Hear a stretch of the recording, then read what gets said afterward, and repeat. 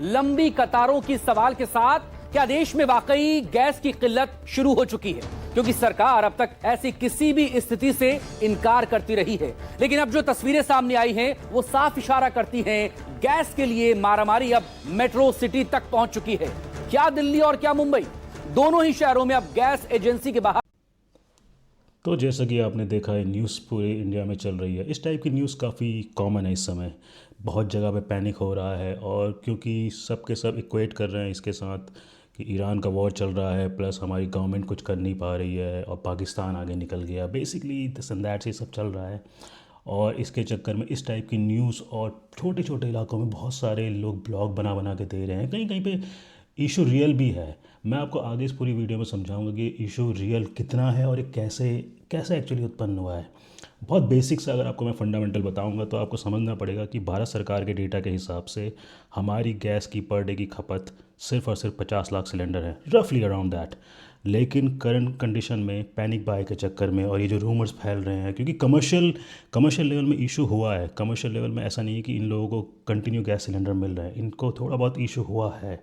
तो अगर आप कमर्शियल किसी दुकानदार से, किसी रेस्टोरेंट के मालिक से पूछेंगे तो वहाँ पे इशू है, बिकॉज वो सरकार की सारी पॉलिसीज़ हैं कि इस करंट कंडीशन के हिसाब से हमारा पूरा का पूरा फोकस एक हाउस होल्ड पे है बजाय कमर्शियल के। क्योंकि आप घर में खाना बना सकते हैं, अगर वो पॉसिबल है तो आपको रेस्टोरेंट जाने की ज़रूरत नहीं, क्योंकि रेस्टोरेंट स्टिल काइंड ऑफ वो हल्का फुल्का लग्जरी में आता है। इस सारे पॉइंट्स को हम धीरे धीरे करके कवर करेंगे, बट पॉइंट सारा का सारा ये है, सिर्फ बेसिक पॉइंट ये है कि 50 लाख की खपत हमारे देश में पर डे सिलेंडर की होती है, और इस समय 85 से 90 लाख चल रही है पैनिक बाय के चक्कर में। तो इस सब ने एक वैक्यूम क्रिएट करा है जिससे एक्चुअली में इशू हो रहा है। तो ये सरकार की नाकामी नहीं है, ये हम लोगों की गैर जिम्मेदाराना हरकतें हैं। मैं आपको और डेटा बताऊंगा, आपको इस चीज़ पे और बारे में बताऊंगा, क्योंकि आपको ऐसी न्यूज़ हर दिन ऑलमोस्ट हर जगह पे, आपके इंस्टाग्राम में, फेसबुक में, या फिर कोई भी सोशल मीडिया आप यूज़ करते हैं उसमें आपको आराम से सर्कुलेट होते हुए दिखाई देगी। तो अब आगे मैं आपको दिखाता हूँ, आप बने रहिए मेरे साथ वीडियो में, आपको और चीज़ें बताऊँगा। चलिए बात कर देते हैं एक्चुअल कंडीशन है क्या।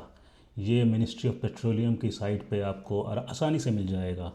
तो आपको किसी अफवाह में जाने की ज़रूरत नहीं, कोई रूमर्स को फॉलो नहीं करना है। ये जो ब्लॉग्स और छोटे मोटे इंस्टाग्राम में जो आपको क्लिप्स दिख रहे हैं, इनको फॉलो नहीं करना है।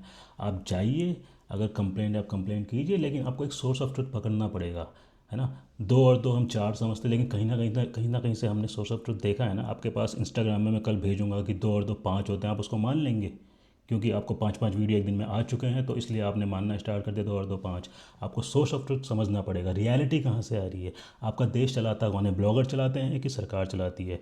आज तक जो चल रहा है वो ब्लॉगर्स ने देश को चलाया है कि सरकार ने चलाया, आपको समझना पड़ेगा। बहुत बेसिक सी चीज़ें हैं।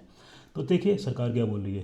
सरकार का बोलना है कि हमारे पास 2 महीने की प्रॉपर सप्लाई है, कोई इमीडिएट रिस्क नहीं है, फ्यूचर में जब होगा तो देख लिया जाएगा, बट फिलहाल कोई दिक्कत नहीं है। हमारी रिफाइनरी फुल कैपेसिटी से चल रही है, और इवन दो कैपेसिटी हमारी फुल है उसके बाद भी हमने प्रोडक्शन बढ़ा दिया है, क्योंकि 50 से 55% हमारा इंपोर्ट होता है गैस, जो कि रिस्क में है, ऑब्वियसली रिस्क में है। तो इसके चक्कर में जो 40 से 45% जो हमारा डोमेस्टिक प्रोडक्शन है उसको बढ़ा दिया गया है। सो बेसिकली वहाँ पे भी थोड़ा सा लीवर लेने के लिए, ताकि वहाँ से कम आए, जो कि कम तो जो भी आएगा लेकिन स्लोली आ रहा है। जो रियलिटी है वो ये है कि आ रहा है लेकिन बहुत स्लो आ रहा है। तो उस गैप को कवर अप करने के लिए हमने अपना प्रोडक्शन बढ़ा दिया है। तो बेसिकली अगर हम इस आर्टिकल को देखें, जो कि बहुत कॉमनली अवेलेबल है, और देखिए वही वाली बात दोबारा से, around 50 lakh cylinder daily deliver हो रहे हैं, जो कि एक हिस्टोरिकल डेटा हमारा जो पिछले 3-4 साल से सरकार कर रही है। तो जो ओवरऑल एक मैपिंग की गई है उसके थ्रू 50 लाख सिलेंडर की हमारी ऑलमोस्ट खपत है। लेकिन अगेन हम लोगों ने पैनिक बाय कर करके जहाँ एक बंदे के घर में 2 सिलेंडर रफली एक्स्ट्रा होते थे, आज के डेट में 5-5 हैं। और कुछ पार्टीज़, आपको पता है, आप इंटरनेट में चेक कर सकते हैं, कुछ पार्टी इस पैनिक को और ज़्यादा इंक्रीज़ करने के लिए 55 सिलेंडर लेके अपने घर में बैठे हैं, और बाहर से रूमर्स फैला रहे हैं कि देखिए सरकार फेल हो चुकी है। बाय द वे यूपी के नेता हैं जिनकी मैं बात कर रहा हूँ, पर ठीक है, उसको आप, वो आपकी अपनी अंडरस्टैंडिंग है, आप समझ सकते हैं। रूमर्स फैलाने वालों की कमी नहीं, क्योंकि इंडिया में रूमर्स में बहुत मज़ा आता है ना।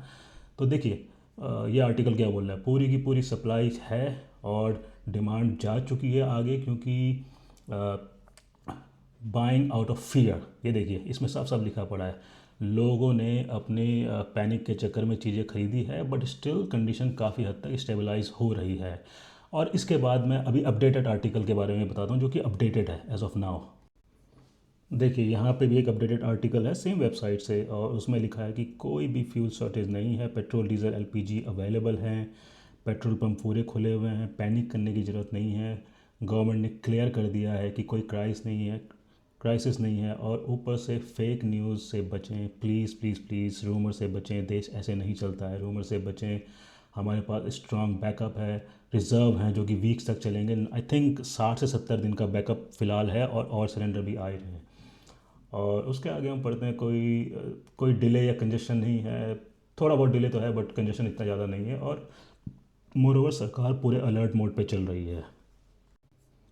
और आप ये देखिए, ये इमेज मैंने अभी तक के लेटेस्ट डेटा के हिसाब से लगाई है। देखो, एज ऑफ 29 मार्च, अमेरिका जिसने ये सारा का सारा जो युद्ध स्टार्ट करा था, वहाँ पे पेट्रोल प्राइसेस या गैस वहाँ पे बोलते हैं, 20 से 25% बढ़ चुका है रफली। अगर आप इंडियन करेंसी के हिसाब से देखेंगे तो 20 से 25 रुपये बढ़ चुका है। चाइना में 10 से 15% बढ़ चुका है, तो रफली 8 से 12 रुपये बढ़ चुका है। जर्मनी 15 से 20% बढ़ चुका है, जो कि रफली 30 से 40 रुपये पर लीटर बढ़ चुका है। सेम कंडीशन यूके में है, सेम कंडीशन जापान में है। इंडिया में एज ऑफ 29 मार्च कोई पेट्रोल या डीजल की कीमत नहीं बढ़ी है एज ऑफ कॉमनली, ठीक है। और अगर हम थाईलैंड में भी देखेंगे, वहाँ पे भी 16 से लेके 24 रुपये बढ़ गया। पाकिस्तान जिसका प्यारा ईरान है, वहाँ पे भी 6 से 8 रुपये INR, by the way I think ये 2.5 या 3% होता है, 2.5 या 3 गुना होता है, तो लगभग 24-25 रुपये यहाँ भी बढ़ गया। साउथ कोरिया, इन लोगों ने तो रैशनिंग स्टार्ट कर दी है। इसके बारे में अगर आपको चाहिए तो मैं न्यूज़ बना सकता हूँ कि ये कैसे even odd kind of formula लगा रहे हैं। और बहुत सारी एशियन कंट्रीज़ हैं, आई थिंक वो थाईलैंड है, जहाँ बोला जा रहा है कि आप कम कपड़े पहनिए। कम कपड़े का मतलब सूट पहन के मत आइए, ताकि आपको एसी ज़्यादा ना चलाना पड़े। अगर एसी चलाना भी पड़ रहा है तो 25-26 पे चलाइए एंड ऑल दैट थिंग। सो ये सब चीज़ें चल रही है। लेकिन इंडिया में एज ऑफ 29 मार्च ऐसा कुछ नहीं है। थोड़े बहुत इश्यूज आ रहे हैं, कमर्शियल में इशू है, बट घर में अगर गैस है, घर में अगर खाना बन पा रहा है, तो कमर्शियल को हम इग्नोर कर सकते हैं, बिल्कुल कर सकते हैं। और देखिए, इस सब के बावजूद भी सरकार कोई खाली नहीं बैठी हुई, पूरे बैकअप प्लान चल रहे हैं। आई थिंक आज ही की अपडेट है कि सरकार ने कमेटी बनाई है जिसको लीड करेंगे राजनाथ सिंह, जिसमें पेट्रोलियम मिनिस्टर भी होंगे, और ये सब आगे की कंडीशन असेस करेंगे। At the same time Bharat ने अभी मिडिल ईस्ट के लीडर से भी बात करी है, ताकि हमारी सप्लाई कंटिन्यूस रहे, क्योंकि इस समय सिर्फ एक कंट्री है जहाँ पे टिल्ट हर कंट्री का है। इजराइल से लेके ईरान से लेके अमेरिका, इंग्लैंड, इन सब जगहों में कम से कम 3-4 एक्सपर्ट बोल चुके हैं। ये सब ऑफिशियल है बाय द वे, बोल चुके हैं कि इंडिया अगर मीडिएट करे तो बात हो सकती है, क्योंकि इंडिया के ऑब्वियसली इसराइल के साथ बहुत स्ट्रॉन्ग संबंध हैं, और ईरान के साथ भी अच्छे खासे हैं। अगर आपको थोड़ा सा और सी चीज़ बताई जाए तो ईरान ने एक मिसाइल फेंकी, उसमें लिखा हुआ था लव इंडिया। सो ये कुछ गिनी चुनी कंट्रीज़ के लिए ईरान ऐसा कर रहा है, तो ये सबको पता चल चुका है। तो देखिए, ऐसी इतनी ज़्यादा इशू अभी आ नहीं रही है। और इंडिया, जैसा मैंने आपको लास्ट डेटा दिखाया, उसके बेस पे भी आप चेक कर सकते हैं कि India as of now strong condition में है, जहाँ पे so called powerful countries struggle कर रही हैं, जिन्होंने युद्ध सारा स्टार्ट करा विद अ माइंड सेट कि हम जीत जाएंगे, 3-4 दिन की बात होगी, 2-4 बिलियन पड़ेंगे।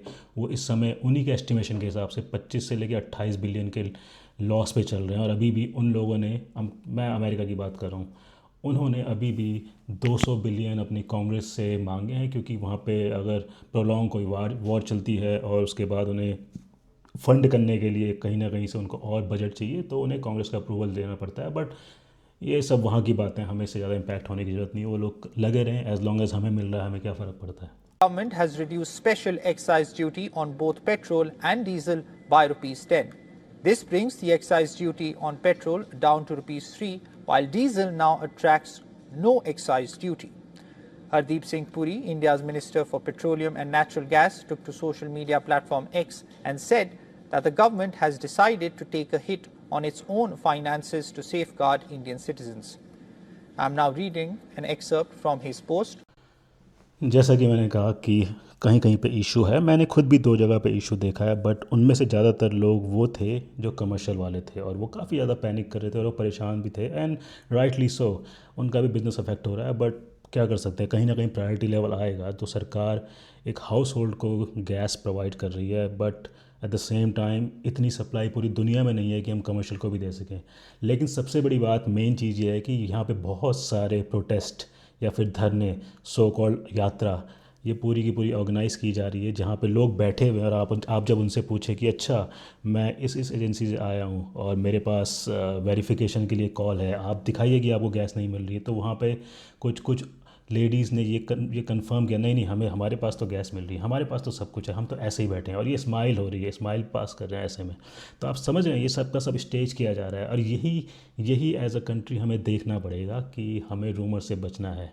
हमारी कंट्री कोविड के टाइम से अभी तक अच्छा खासा चल रही है। इंटरनल इशू हैं, इतनी बड़ी कंट्रीज़ में होंगे, जब तक आपके पास डेमोक्रेसी रहेगी तब तक कंप्लीट कोई भी सही नहीं कर सकता, but at the same time आपको पता है कुछ चीज़ें हमारी बुरी हैं, लेकिन बाय एंड लार्ज हम अच्छा खासा कर रहे हैं। और डेटा आपके सामने, मैंने प्राइस इंक्रीज़ बताया है, और अगर आपको चाहिए तो कमेंट कीजिए, मैं इसके बारे में और चीज़ें बता सकता हूँ। बट ये सब चीज़ें भी हो रही है, but at the same time बहुत सारी पार्टीज़ और बहुत सारे लोग किसी ड्रामे के लिए या फिर कहीं से उन्हें पुश मिल रहा है, वो स्टेज कर रहे हैं प्रोटेस्ट कि गैस नहीं है, बट उन लोगों को एक्चुअली में गैस मिल रही है। तो ऐसे ही आपको बहुत जगह चीज़ें दिखाई देगी।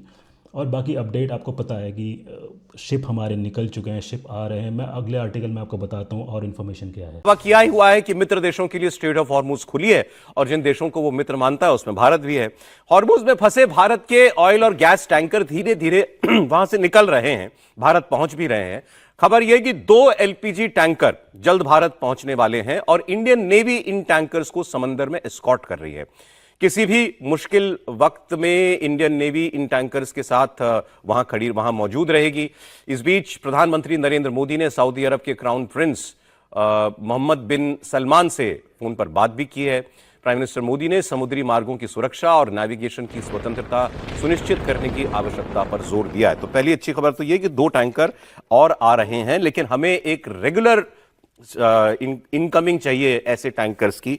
तो ये पहली खबर है। और मोदी जो है सऊदी अरब से बात कर रहे हैं, ये इंपॉर्टेंट इसीलिए है कि खाड़ी के तमाम देशों में दूसरे नंबर पर हमारे जो सबसे ज्यादा तादाद में लोग रहते हैं वो सऊदी अरब है। ठीक, तो देखिए रॉयटर का आर्टिकल है कल का 28 मार्च का, तो इसके हिसाब से 2 और टैंकर आ चुके हैं।